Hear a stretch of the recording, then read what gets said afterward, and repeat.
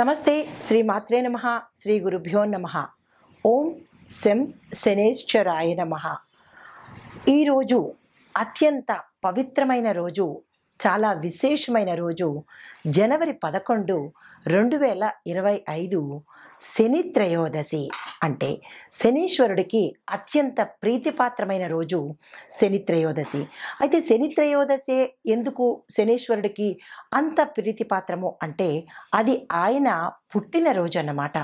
అది ఈ శని త్రయోదశి శనివారం నాడు వస్తే కనుక అత్యంత విశేషమైనది, మహిమాన్వితమైనది అన్నమాట. అయితే ఈరోజు ఒక్క శనేశ్వరుడికే కాదు, లక్ష్మీనారాయణులకు, శివకేశవులకి కూడా అత్యంత పుణ్యప్రదమైన రోజు, ఇష్టమైన రోజు అనమాట. అయితే ఈ శని త్రయోదశి నాడు శనివారం రోజు వచ్చినట్టయితే కనుక అది విశేషమైన ఫలితాన్ని ఇస్తుందన్నమాట. అయితే మనకి గ్రహరాశులలో శనీశ్వరుడికి విశిష్టమైన స్థానం ఉంది. ఆయన కర్మ ప్రభువు అని, తర్వాత కర్మను ఇచ్చేవాడు అని ఆయనకి, దాంతోపాటుగా అత్యంత కఠినాత్ముడు అని కూడా ఆయన్ని పిలుస్తూ ఉంటారు.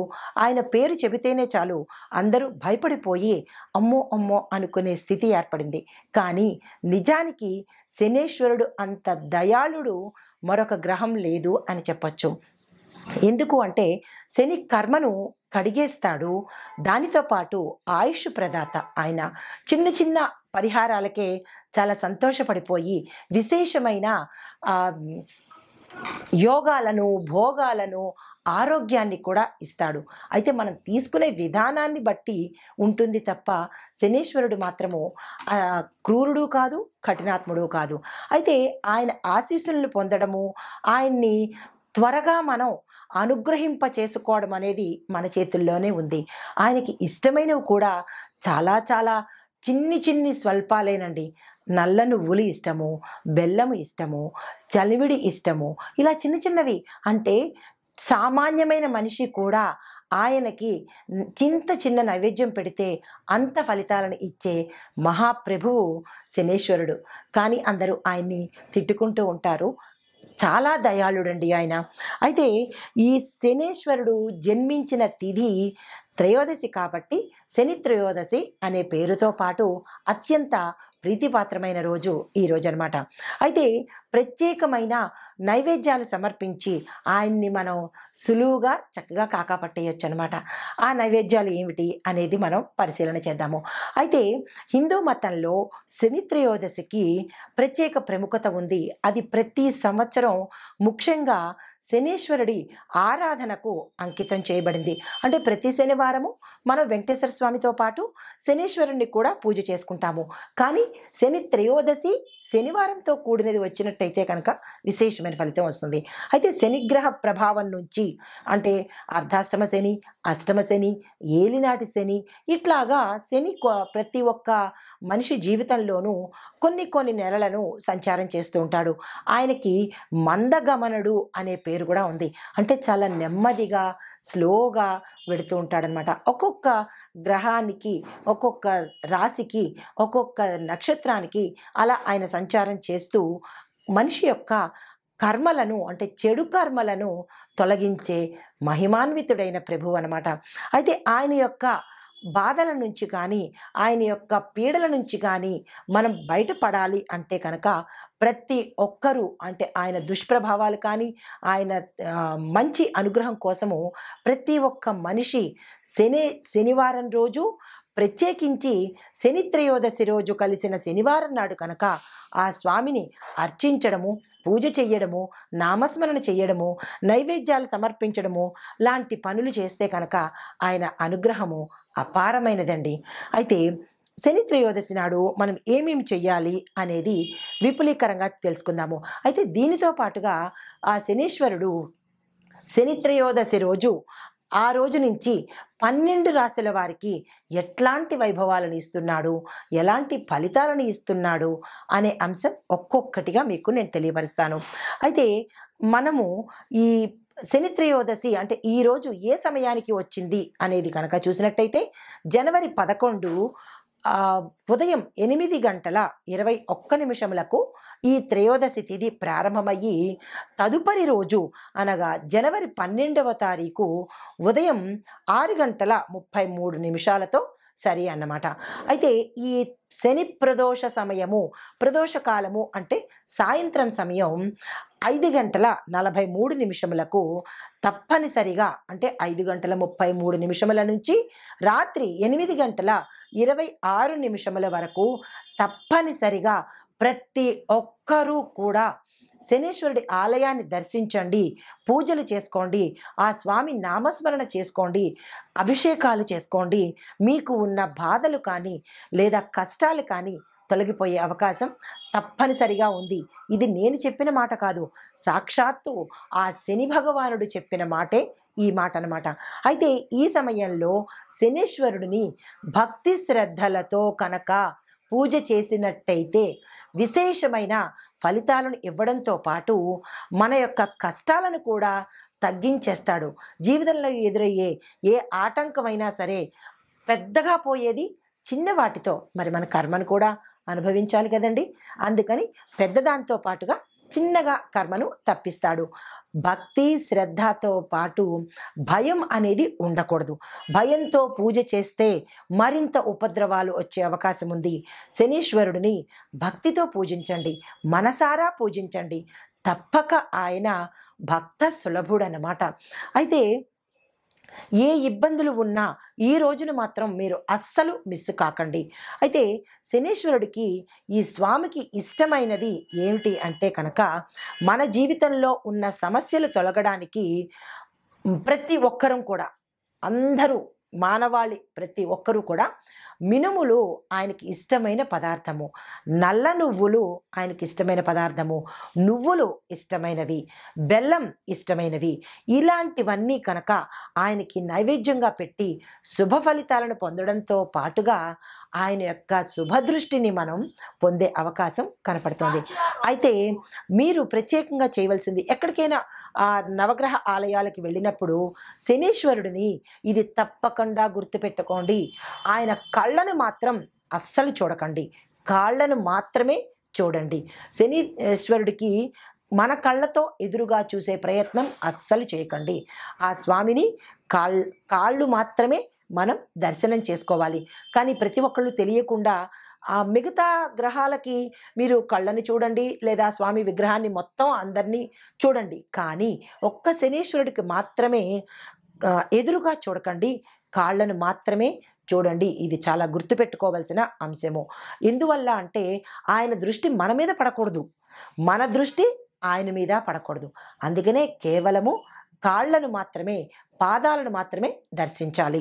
అయితే ఈ ఏలినాటి శని, అర్ధాష్టమ శని, అష్టమ శని, ఇలాగ వచ్చే శని దోషాలు కానీ, శని గ్రహగతులు కానీ తప్పించుకోవడం కోసం ప్రతి ఒక్కరం ఏం చేస్తామంటే నల్ల నువ్వులను ఆ స్వామి పాదాల దగ్గర అభిషేకంగా కానీ లేదా ఉంచడం కానీ చేసి, తైలాభిషేకము ప్రత్యేకమైన నువ్వుల నూనెతో మాత్రమే ఆ స్వామికి అభిషేకం చెయ్యాలి. తర్వాత దంపుడు బియ్యంతో చేసిన పదార్థము ఏదైనా నివేదనగా పెట్టుకోవచ్చు. ఇలా చెయ్యడం వల్ల మన కర్మ ఫలితాలు తీరడమే కాకుండా దాని యొక్క అనుభవాన్ని మనకి తగ్గించే ప్రయత్నం చేస్తాడనమాట. దీనితో పాటుగా ఆయనకి ఇష్టమైన మరొక విశేషమైన నైవేద్యం ఏమిటో తెలుసా? కిచిడి అన్నమాట. ఆయనకి అది చాలా ప్రాణము. ఆ కిచిడిని కూడా మీరు తప్పనిసరిగా నైవేద్యాలలో కనుక చోటు చేసుకున్నట్టయితే ఆ స్వామి యొక్క అనుగ్రహము విశేషము అపారమైనది. అయితే ఈరోజు మరొక విశేషమైన పని ఏం చెయ్యాలి అంటే, శని దోషాలతో బాధపడుతున్న వాళ్ళు కనుక అశ్వత్థ వృక్షానికి, అంటే అశ్వత్థ వృక్షంలో శ్రీమన్నారాయణుడు, మహాలక్ష్మి అమ్మవారు నివసిస్తూ ఉంటారు. దానితో పాటుగా ఈ స్వామి కూడా అశ్వత్థ వృక్షంలో నివసిస్తూ ఉంటాడు. అయితే ఈరోజు ప్రత్యేకంగా అశ్వత్థ వృక్షానికి ఏ దేవాలయంలోనైనా సరే 19 ప్రదక్షిణాలు తప్పనిసరిగా చేసుకుని అక్కడ కనుక నీరుని వదిలిపెట్టినట్టయితే ఆ స్వామి యొక్క అనుగ్రహాన్ని మనం పొందిన వాళ్ళం అవుతాము. అయితే ఈ ప్రక్రియలన్నీ కొన్ని అంటే సూర్యోదయం సమయంలో చేయాలి. కొన్ని మాత్రము ఇందాక నేను చెప్పినట్టుగా మళ్ళా చెబుతాను. జనవరి 11వ తారీఖు సాయంత్రం 3 గంటల నుంచి 8:26 వరకు శని ప్రదోష సమయం మనకి ఉంది కాబట్టి, ఆ సమయంలో పొద్దున పూట అభిషేకాలు చేసుకోండి. సాయంత్రం పూట ఈ నీరుని వదలడం కనుక చేసుకున్నట్టయితే దాన ధర్మాలు కానీ, ఇంకొక విశేషమైన దానాలు ఏమిటో చెప్పనా?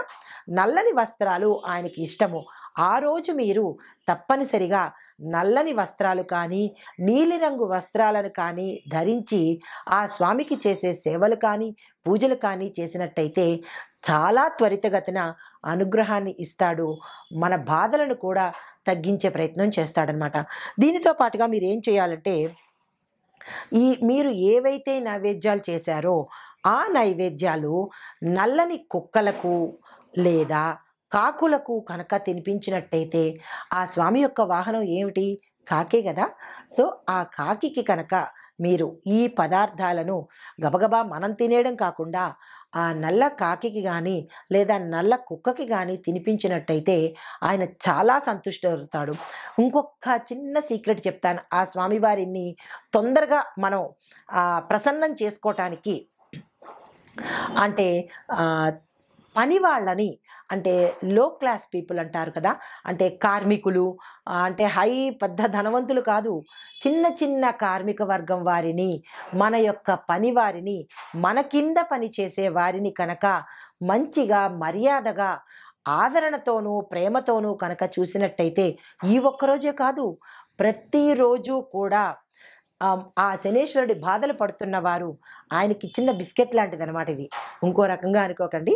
అయితే ఆయనకి చాలా ఇష్టమట కార్మికులకు కానీ, లేదా పనివారులకు కానీ, పేదవారిని కానీ ఆదరించి, బాబు నాయన ఇలాగ కనుక మనం ఆదరించినట్టయితే, ఏరా పోరా ఏంట్రా అని మన పని వాళ్ళని కానీ, లేదా బయట వాళ్ళని కానీ దూషణ చేసి కించపరిస్తే మన యొక్క కర్మ మూడింతలకి నాలుగింతలవుతుంది.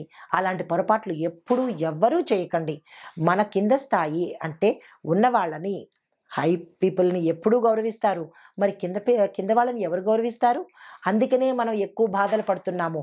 అది మీరు గమనించుకోవటం లేదు. కాబట్టి ఇక నుంచైనా మీరు తప్పనిసరిగా మీ కింది వాళ్లను గౌరవించడంతో పాటు ప్రేమ ఆప్యాయతలతో కనుక ఉన్నట్టయితే, ఈ అన్ని నైవేద్యాలు కాకుండా ఆయన్ని ప్రసన్నం చేసుకోవడానికి ఇది ఒక్క ప్రత్యేకమైన చిన్న బిస్కెట్ లాంటిదనమాట. కాబట్టి తప్పనిసరిగా ఈ ప్రక్రియలు ఈరోజు మీరు అందరూ చేస్తారు. ఇక నుంచి కూడా ఎవరైతే శని బాధలు పడుతున్నారో, ఈ రోజు నుంచి ప్రతి శనివారము, ప్రతి శని త్రయోదశికి ఈ పరిహారాలు చేసుకుంటూ ఉండండి. మీ కింది స్థాయి వారిని తప్పనిసరిగా ప్రేమాప్యాయతలతో పలకరించండి. మీ ఆస్తుపాస్తులు రాయక్కర్లేదు కదా, చిన్న పలకరింపు చాలు. అది ఆ స్వామి ప్రసన్నుడయ్యి మహా ఐశ్వర్యాలు, ఆయుషుని, ఆరోగ్య ప్రదాత కూడా ఆయన. కాబట్టి ఈ శని త్రయోదశి రోజు మీ అందరికీ ఈ చిన్ని విశేషాలు చెప్పాను. తప్పనిసరిగా పాటించండి. అందరికీ శని త్రయోదశి యొక్క శుభాకాంక్షలు. మన ప్రతి ఒక్కరికి కూడా మీరు చేసే కర్మల ద్వారా, అంటే మంచి పనుల ద్వారా ఆ స్వామి యొక్క అనుగ్రహాన్ని ప్రతి ఒక్కళ్ళం పొందుదాము. ధనస్సు రాశి. ఈ రాశిలో ఉండే విద్యార్థులకు ఉన్నత విద్య అభ్యాసం చేస్తారు. తర్వాత క్యాంపస్ ఇంటర్వ్యూలో సెలెక్ట్ అవుతారు. మీకు మంచి ర్యాంకులు వస్తాయి. మీరు ఏ కాలేజీలో చేరాలన్నా ఈరోజు కనుక ప్రయత్నం చేసినట్టయితే తక్కువ ధన వ్యయంతో మీరు సీటుని పొందే అవకాశం కనబడుతోంది. విద్యార్థులకు చాలా మంచి ప్రోత్సాహకాలుగా ఉంటుంది. విదేశాలు వెళ్ళి చదువుకోవాలంటే కనుక ఈరోజే మీరు ఆ శుభకార్యానికి శ్రీకారం చుట్టుకోండి. అయితే కొత్త కోర్సులు నేర్చుకోవాలి అని ఎవరికైనా ఉంటే కనుక ఈరోజు అప్లికేషన్ నింపండి. ఈ రోజుని ప్రారంభించుకోండి. ఉద్యోగస్తులకు మీ యొక్క కృషి ఫలించి మీకు పదోన్నతులు రావడంతో పాటు మంచి ప్రమోషన్స్తో పాటు మీ యొక్క ప్యాకేజీ పెరుగుతుంది. బదిలీలు మంచి ప్రదేశాలకి అయ్యే అవకాశము, ఇంటర్నల్ ట్రాన్స్ఫర్స్ కూడా మీకు జరుగుతాయి. కొత్త కంపెనీల్లో ఆఫర్సు, అధిక ప్యాకేజీతో వచ్చే అవకాశము, శుభవార్తలు వినే అవకాశము, వాహన వస్తు యోగము, భూ భూమి కూడా కొనుక్కునే అవకాశము ఈరోజు కనబడుతోంది. ఒక కీలకమైన సమాచారాన్ని మీరు అందుకోబోతున్నారు.